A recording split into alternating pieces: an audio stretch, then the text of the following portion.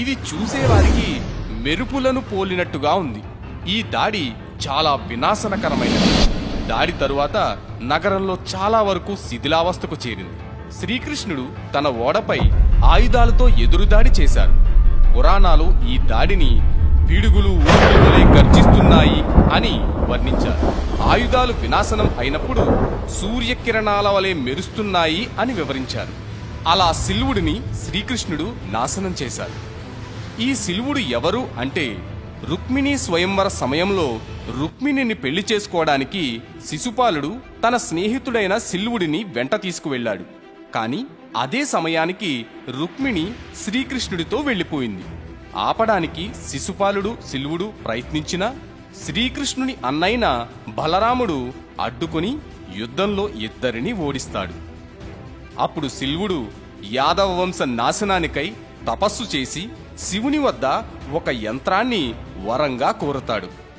శివుడు శోభ అనే ఎగిరే యంత్రాన్ని వరంగా ఇచ్చాడు. దీనిలో ఉపయోగించిన సాంకేతిక విజ్ఞానం ఇప్పటికీ అందుబాటులోకి రాలేదు.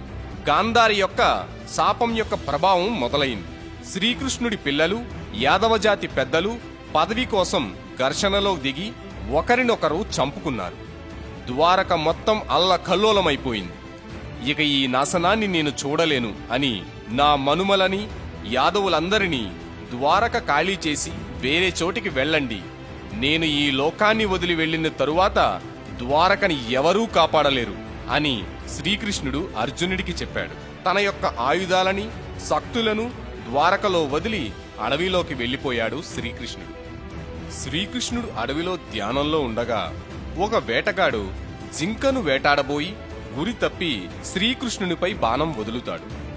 ఇంతకీ ఈ వేటగాడు ఎవరు అంటే, పూర్వజన్మ అయిన త్రేతాయుగంలో వాలి. రామాయణంలో ఒకరోజు వాలి మరియు సుగ్రీవునికి మధ్య యుద్ధం జరుగుతున్నప్పుడు శ్రీరాముడు చెట్టుచాటు నుంచి బాణం వదిలి వాలిని హతమారుస్తారు. శ్రీరాముడు విష్ణుమూర్తి 7వ అవతారం.